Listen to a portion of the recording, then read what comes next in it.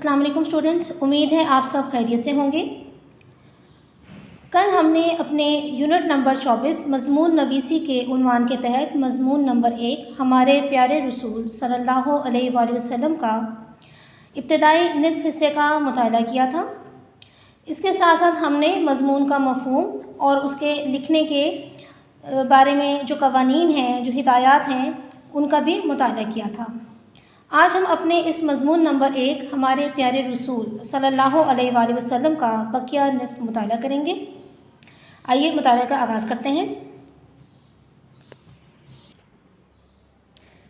ऐलान नबूवत। और जैसा कि आपको कल की वीडियो में बताया गया था कि आपने हेडिंग्स नहीं लिखनी, ये आपने उन्वानात छोटे छोटे आपने नहीं लिखने, बल्कि आपने पैराग्राफ की शक्ल में ही मज़मून को लिखना है। और ये सिर्फ आपकी आसानी के लिए जो है यहाँ पर छोटे जो है मुख्तसर उन्वानात आपको दिए गए हैं।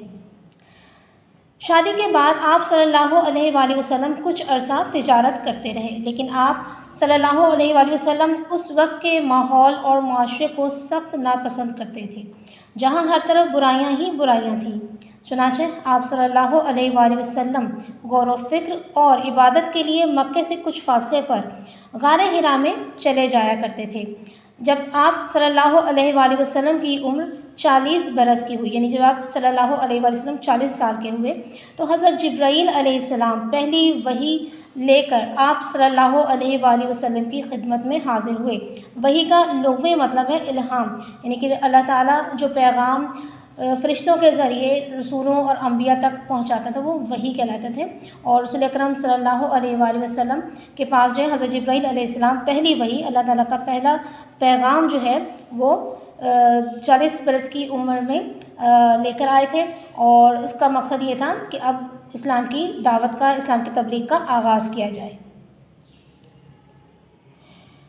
और इस तरह अल्लाह ताला ने आप सल्लल्लाहु अलैहि वसल्लम को नबूवत अता की। अब आप सल्लल्लाहु अलैहि वसल्लम ने अपनी नबूवत का ऐलान फरमाया और दीन इस्लाम की तबलीग फरमाने लगे। जैसा कि हम जानते हैं कि रसूल अकरम सल्लल्लाहु अलैहि वसल्लम की ज़ात मुबारक अल्लाह ताला के लिए तख्लीक़ कायनात की जो है वो वजह है। तो इसीलिए रसूल अकरम सल्लल्लाहु अलैहि वसल्लम ने नबूवत का इजहार जो है, नबूवत का ऐलान अल्लाह ताला के हुक्म से 40 बरस की उम्र में किया था। ज़बरदस्त मुखालिफत व मुज़ालिम, यानी कि जब रसूल अकरम सल्लल्लाहु अलैहि वसल्लम ने दीन इस्लाम की तबलीग शुरू की तो किस किस्म के हालात जो हैं उनको पेश आए, क्योंकि आप जानते हैं कि अरब मुआशरा जो था वो जहालत की गुमराहियों में डूबा हुआ था और मुख्तलिफ़ खुदाओं की और मुख्तलिफ़ बुतों की पूजा करने का आदी था और अपने उस मज़हब को छोड़ना नहीं चाहता था। तो जब अब रसूल अकरम सल्लल्लाहु अलैहि वसल्लम अल्लाह ताला के हुक्म से दीन इस्लाम को लेकर आए तो उन्हें किस कदर मुश्किलात का सामना करना पड़ा उन जहालत से भरे अरबों को इस्लाम की तबलीग देने के लिए, तो उनका ज़िक्र है इसमें। जब आप सल्लल्लाहु अलैहि वसल्लम ने लोगों के सामने अल्लाह की तौहीद और दीन इस्लाम की तबलीग फरमाई तो वो ज़बरदस्त मुखालिफत पर उतर आए और आप सल्लल्लाहु अलैहि वसल्लम के मानने वालों पर जुल्म व सितम की इंतहा कर दी। आप सल्लल्लाहु अलैहि वसल्लम उनको एक अल्लाह की इबादत करने और बुरे तौर तरीके छोड़ने की तलकीन करते थे, नसीहत करते थे, ताकीद करते थे, लेकिन वो गुमराही और जहालत की वजह से अपने आबाओ अजदाद के गलत तरीक़ों को छोड़ने पर आमादा न थे, तैयार न थे। अब यहाँ पर जहालत और गुमराही के मायने ये नहीं है कि वो पढ़ते लिखते नहीं थे या वो अनपढ़ थे। अरब जो है वो अपने आप को इल्म व फ़ज़ल में बहुत सी अक़वाम से या तमाम अक़वाम से बरतर मानते थे। यहाँ पर जहालत का मतलब ये है कि वो अल्लाह ताला की वहदानियत को तस्लीम नहीं करते थे, हक़ की पहचान नहीं थी। तो इसलिए उस कौम को, अरब कौम को जाहिल कौम कहा गया कि जिनको हक़ की पहचान नहीं थी कि उनका असल खालिक व मालिक कौन है।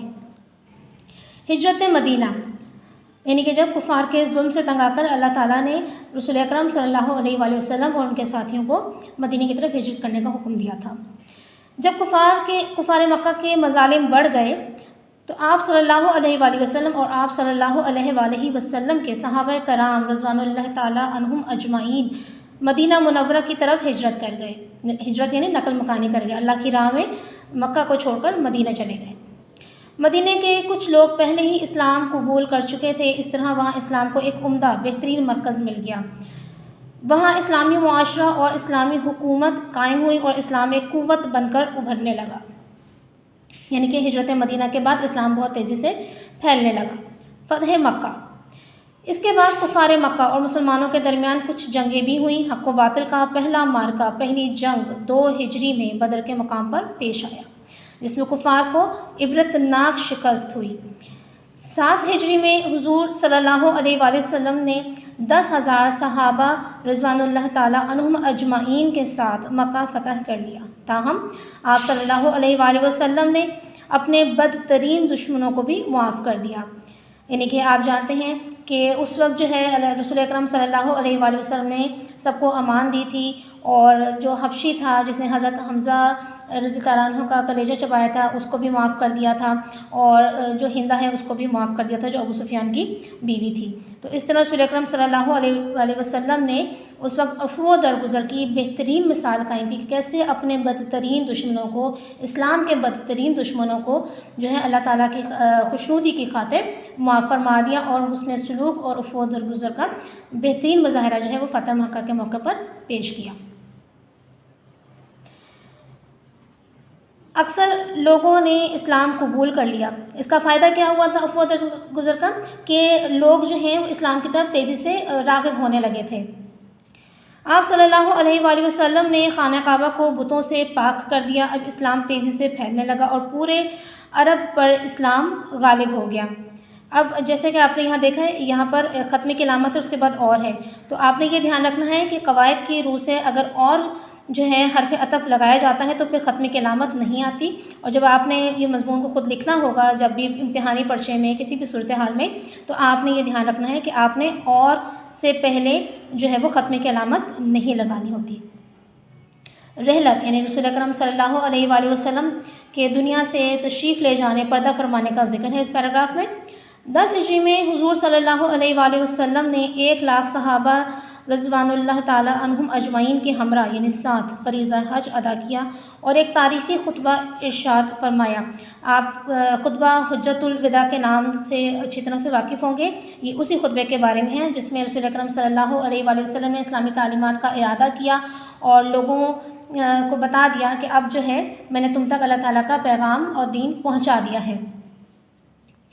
حج سے واپسی کے بعد 11 ہجری میں حضور صلی اللہ علیہ وآلہ وسلم بخار میں مبتلا ہوئے اور اسی بیماری میں 12 ربیع الاول 11 ہجری بمطابق 8 جون 633 عیسوی کو خالق حقیقی سے جام ملے، یعنی کہ آپ دنیا سے پردہ فرما گئے اس تاریخ کو۔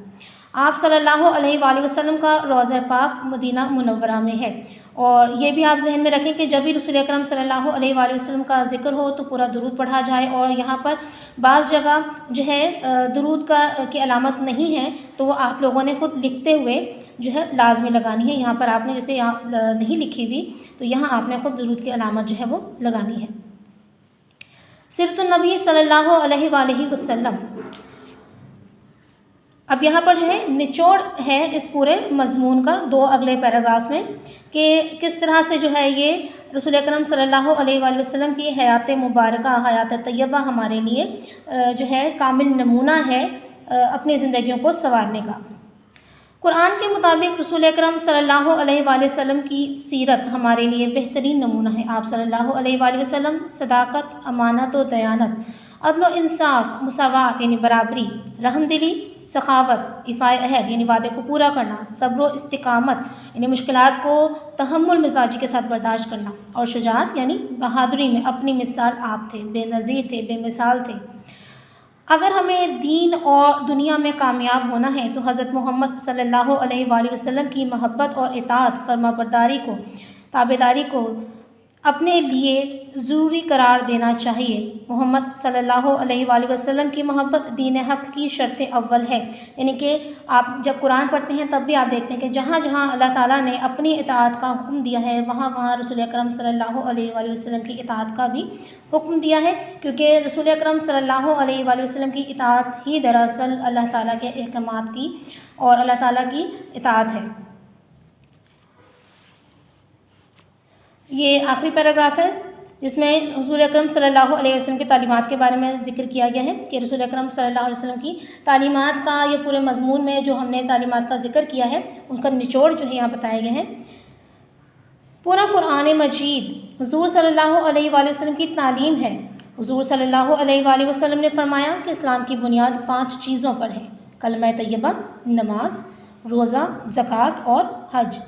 हुज़ूर सल्लल्लाहु अलैहि वसल्लम ने उख़ुवत व मुसावात, अदल व इंसाफ और तक़वा की तालीम दी। तक़वा होता है परहेज़गारी, गुनाहों से बचना, यानी कि ये तमाम 5 जो अरकान हैं ये हमारे दीन की बुनियाद हैं। इनको पूरा करते हैं तो हम सही मानों में मोमिन कहला सकते हैं, हम सही मानों में जो है मुसलमान कहला सकते हैं। हुज़ूर सल्लल्लाहु अलैहि वसल्लम ने फरमाया, तुम में से हर शख्स ज़िम्मेदार है और हर एक से उसकी ज़िम्मेदारियों के मुतालिक पूछा जाएगा। हुज़ूर सल्लल्लाहु अलैहि वसल्लम की तालीमात पर अमल करने ही में हमारी हकीकी कामयाबी और निजात है। बकौल अल्लामा इक़बाल रहमतुल्लाह अलैह, अल्लाह ताला की तरफ से ये ऐलान आम है कि मोहम्मद से वफ़ा तूने तो हम तेरे हैं, ये जहाँ चीज़ है क्या लौह कलम तेरे हैं। यानी कि रसूल अकरम सल्लल्लाहु अलैहि वसल्लम से मोहब्बत और इश्क़ और वफ़ा जो है वो अल्लाह ताला की खुशनुदी का ज़रिया है, और फिर आपकी ख्वाहिशात, आपकी दुआओं की कबूलियत का इन्हिसार जो है रसूल अकरम सल्लल्लाहु अलैहि वसल्लम से मोहब्बत और उनकी तालीमात पर सही मानों में अमल पैरा होने से है। तो ये था हमारा आज का मज़मून, हमारे प्यारे रसूल सल्लल्लाहु अलैहि वसल्लम का बकिया निस्फ़ हिस्सा। इसको आपने अच्छी तरह से याद करना है। जिन अल्फाज के मायने बताए हैं उसके ज़रिए आपको इस सबक को और अच्छी तरह से याद करने में आसानी होगी। अगले सबक तक के लिए इजाज़त दीजिए। अल्लाह हाफ़िज़।